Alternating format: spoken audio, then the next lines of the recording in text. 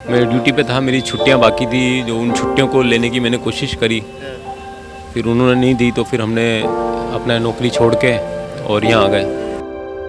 Promotion तो हमारी बहुत बाकी थी, 8 साल की नौकरी बाकी थी, हम तो डायरेक्टर लेवल तक पहुँचते, पर हमने इस मौके को हम खोना नहीं चाहते थे। डर नहीं लगता कि आपकी नौकरी चली जाएगी? ना जाने जाएगी, नौकरी तो जाएगी, कोई बात नहीं। हमने एक छोटा परिवार छोड़ के बहुत बड़ा परिवार पा लिया है। कैसा लग रहा है? आप गाड़ी में ही सोते हो और गाड़ी में ही आपने हॉस्पिटल बना रखा है। हाँ, बस बहुत मज़ा आ रहा है, और इस मौके को मैं छोड़ देता तो पछताता, ज़िंदगी भर पछताता। नौकरी का कोई गम नहीं है, इस मौके को छोड़ देता तो ज़रूर पछताता। नौकरी का पछतावा नहीं हो रहा है, और जब यहाँ आए तो इनके जैसा ही रहना है। हमें कई जनों ने ऑफ़र किया कि आप इतना वो कर दिया है, आप हमारी गाड़ी में ये फैसिलिटी है, वहाँ आ जाओ।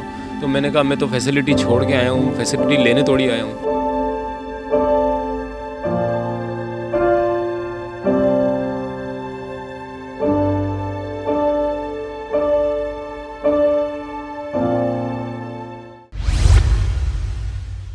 ਸਤਿ ਸ਼੍ਰੀ ਅਕਾਲ, ਹਮਦਰਦ ਟੀਵੀ ਦੇਖ ਰਹੇ ਦਰਸ਼ਕਾਂ ਦਾ ਸਵਾਗਤ। ਮੈਂ ਹਾਂ ਸੁਖਵਿੰਦਰ ਸਿੰਘ। ਇਹ ਫ੍ਰੀ ਮੈਡੀਕਲ ਸੇਵਾ ਰਾਜਸਥਾਨ ਦੇ ਉਸ ਵੱਡੇ ਡਾਕਟਰ ਦੇ ਵੱਲੋਂ ਆਪਣੀ ਗੱਡੀ ਦੇ ਵਿੱਚੋਂ ਦਿੱਤੀ ਜਾ ਰਹੀ ਹੈ, ਜਿਸ ਨੇ ਕਿਸਾਨੀ ਸੰਘਰਸ਼ ਦੇ ਵਿੱਚ ਆਉਣ ਦੇ ਲਈ ਸਰਕਾਰ ਤੋਂ ਛੁੱਟੀ ਮੰਗੀ ਤਾਂ ਸਰਕਾਰ ਨੇ ਉਸ ਨੂੰ ਛੁੱਟੀ ਨਹੀਂ ਦਿੱਤੀ, ਤਾਂ ਉਸਨੇ ਆਪਣੇ ਪੱਧਰ ਤੇ ਫੈਸਲਾ ਲਿਆ, ਨੌਕਰੀ ਦੀ ਪਰਵਾਹ ਬਿਨਾਂ ਕੀਤੇ ਉਹ ਸਿੰਘੂ ਬਾਰਡਰ ਦੇ ਉੱਤੇ ਆਪਣੀ ਇਸ ਐਗਜ਼ਾਈਲੋ ਗੱਡੀ ਦੇ ਵਿੱਚ ਜੋ एक चलता फिरदा मैडिकल हॉस्पिटल है, मोबाइल हॉस्पिटल कह सकते हैं, वो लैके ਸਿੰਘੂ बार्डर पहुँच गए तो इत्थे आके किसानों की सेवा दे विच उन्होंने दवाई दारू देनी शुरू कर दी। साडे नाल डॉक्टर अशोक शर्मा जी ने। डॉक्टर साहब अशोक शर्मा जी, मैं सबसे पहले जानना चाहता हूँ कहाँ पर जॉब करते थे और किस पद पर जॉब करते थे? उदयपुर राजस्थान में मैं SMO था, वहाँ से आया हूँ। 750 किलोमीटर हुए यहाँ से।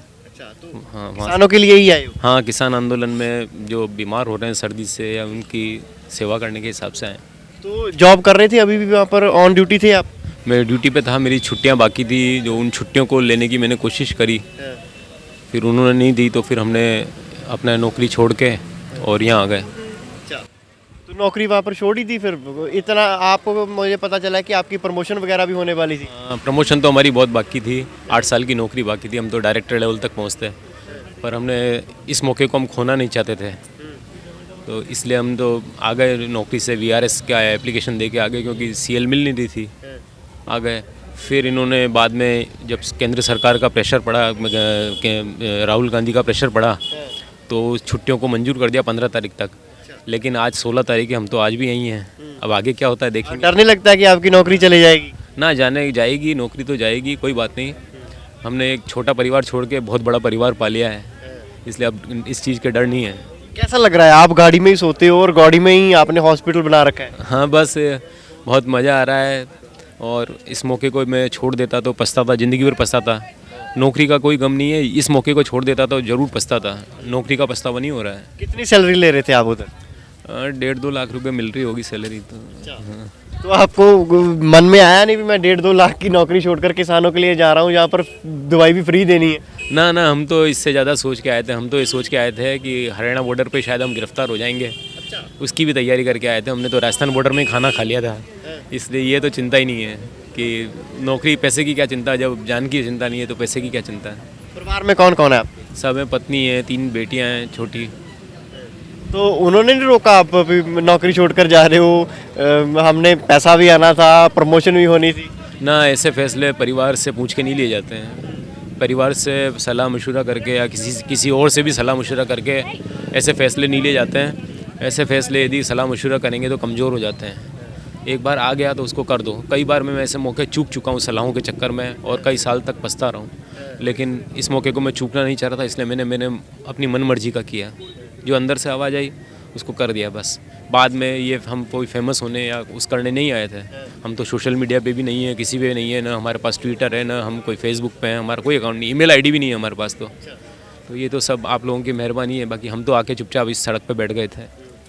उधर मैं देख रहा किसानी ਤੁਹਾਡੇ ਜਿਹੜਾ आपकी जो बॉडी लैंग्वेज कह लूँ मैं, चाहे आपका पहरावा कह लूँ, मैं जूते दिखाना चाहूँगा, जुत्तियाँ दिखाना चाहूँगा डॉक्टर साहब ਦੀਆਂ। ਉਹੀ ਜੁੱਤੀਆਂ ਨੇ ਜਿਹੜੇ ਸਾਡੇ ਕਿਸਾਨ ਭਰਾ ਖੇਤਾਂ 'ਚ ਜਦੋਂ ਜਾਂਦੇ ਨੇ ਪੱਠੇ ਦੱਥੇ ਚਾਰਾ ਕੱਟਣ ਦੇ ਲਈ ਜਾਂਦੇ ਨੇ ਤਾਂ ਇਹੀ ਬਾਪੂ ਜੀ ਵੀ ਪੰਜਾਬ ਤੋਂ ਆਏ ਨੇ। ਬਾਪੂ ਜੀ ਇਹੀ ਜੁੱਤੀਆਂ ਪਾ ਕੇ ਜਾਂਦੇ ਹੋ? ਇਹੀ ਪਾ ਕੇ ਜਾਂਦੇ ਜੀ।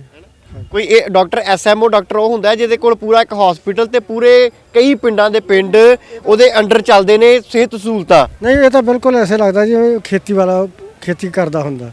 ਕੋਈ ਡਾਕਟਰ ਦੇ ਮਾਹੌਲ ਤੇ ਨਹੀਂ ਇਹ ਲੱਗਦਾ, ਤੇ ਜਾਂ मतलब खेती वाला ही लगता है। डॉक्टर साहब इतना प्यार खेती के साथ, इतना प्यार कैसे? किसान से क्या, हमें तो हमारे देश के अन्नदाता हैं, प्यार है। और जब यहाँ आए तो इनके जैसा ही रहना है। हमें कई जनों ने ऑफ़र किया कि आप इतना वो कर दिया है, आप हमारी गाड़ी में ये फैसिलिटी है, वहाँ आ जाओ। तो मैंने कहा मैं तो फैसिलिटी छोड़ के आया हूँ, फैसिलिटी लेने थोड़ी आया हूँ।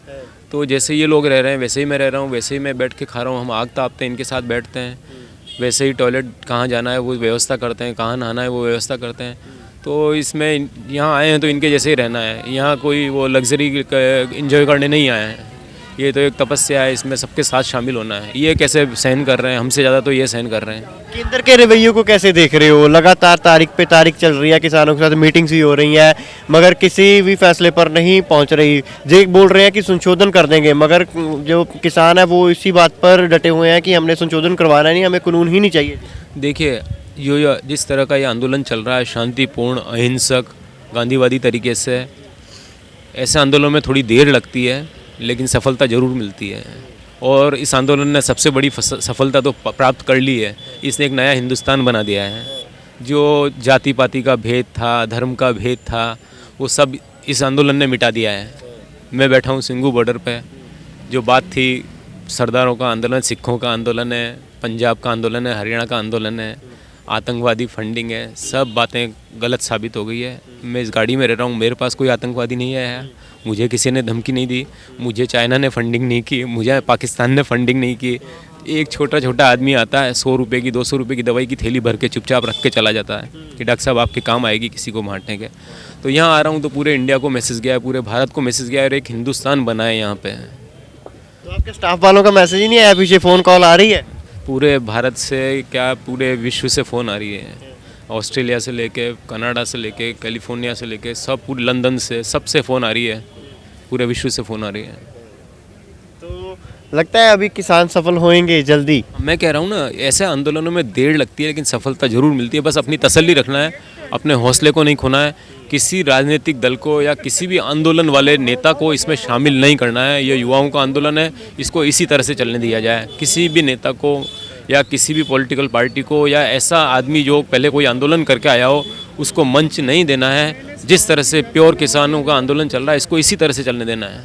और तसल्ली रखो, तसल्ली रखो, बस सफल। ये लोग डाइवर्ट करने की कोशिश भी कर रहे हैं। कभी बोल रहे हैं खालिस्तानी आ रहे हैं यहाँ पर, कभी बोल रहे हैं ये जो निहंग सिंह आगे बैठे हैं वो आपको परेशान करेंगे।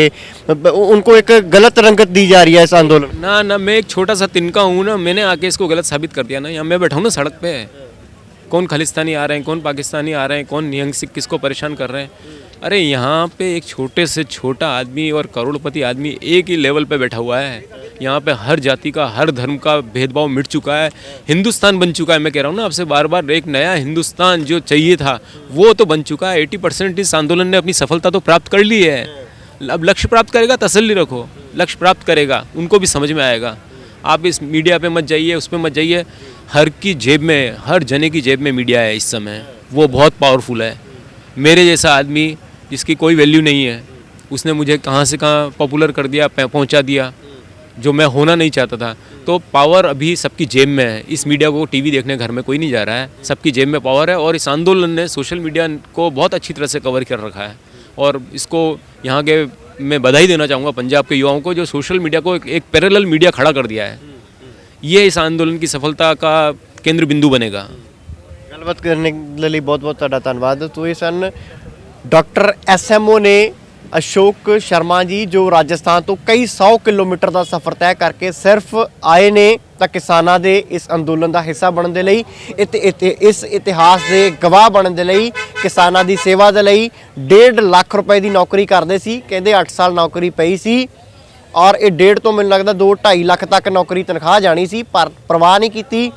ਪਰਿਵਾਰ ਨੂੰ ਵੀ ਸਮਝਾਇਆ, ਛੱਡਿਆ ਤੇ ਨੌਕਰੀ ਦੇ ਵਿੱਚੋਂ ਛੁੱਟੀ ਅਪਲਾਈ ਕੀਤੀ, ਸਰਕਾਰ ਨੇ ਨੌਕਰੀ ਨਹੀਂ ਦਿੱਤੀ ਤਾਂ ਫਿਰ ਵੀ ਆਪਣਾ ਨਿਸ਼ਚੇ ਨਹੀਂ ਬਦਲਿਆ, ਆਪਣਾ ਫੈਸਲਾ ਨਹੀਂ ਬਦਲਿਆ। ਗੱਡੀ ਚੱਕੀ, ਦਵਾਈਆਂ ਜਿੰਨੀਆਂ ਕੋਲ ਸੀਗੀਆਂ ਉਹਨੀਆਂ ਲੈ ਕੇ ਸਿੰਘੂ ਬਾਰਡਰ ਤੇ ਪਹੁੰਚ ਗਏ, ਜਿੱਥੋਂ ਹੁਣ ਉਹ ਲਗਾਤਾਰ ਪਿਛਲੇ 20 ਦਿਨਾਂ ਤੋਂ ਕਿਸਾਨਾਂ ਦੀ ਬਤੌਰ ਡਾਕਟਰ ਸੇਵਾ ਕਰ ਰਹੇ ਨੇ ਔਰ ਫ੍ਰੀ ਦਵਾਈਆਂ ਮੁਹੱਈਆ ਕਰਵਾ ਰਹੇ ਨੇ।